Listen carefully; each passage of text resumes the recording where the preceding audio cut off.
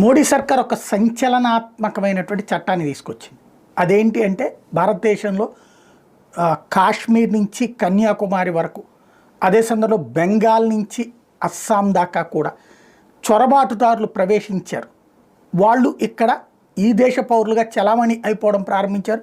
కొన్ని చోట్ల వాళ్లే వాళ్ళ కాలనీలు ఏర్పాటు చేసేసుకుంటుంటే ఆయా రాష్ట్ర ప్రభుత్వాల సహకారంతో వాళ్ళ ఓట్ల కోసం అని చెప్పేసి బంగ్లాదేశ్ నుంచి వచ్చినోడు, బర్మా నుంచి వచ్చినటువంటి వాడు సెటిల్ అయిపోయి ఇక్కడ ఈ దేశంలో అల్లకల్లోలాలు సృష్టించేందుకు, లేదంటే వాడు బ్రతకడం కోసం వచ్చి ఈ దేశపు బ్రతుకునే మార్చేసే ప్రయత్నం చేస్తున్నటువంటి వాళ్ళు ఎవరైతే ఉన్నారో వాళ్ళని తిప్పి పంపాలంటే ఒక చట్టం కావాలి. ఇంతవరకు ఆ చట్టమే కరువైంది. అక్రమంగా ప్రవేశించిన వాళ్ళని కాల్చేవతలు పడేయచ్చు, కానీ చెయ్యలేం, ఎందుకంటే వేల మంది వస్తున్నారు కాబట్టి. అదే సందర్భంలో ఆపే ప్రయత్నాలు చేస్తున్నారు ఏవైతే కంచెలు వేసి మరొకటి చేసి. అయితే ఇప్పుడు ఆల్రెడీ ఉన్న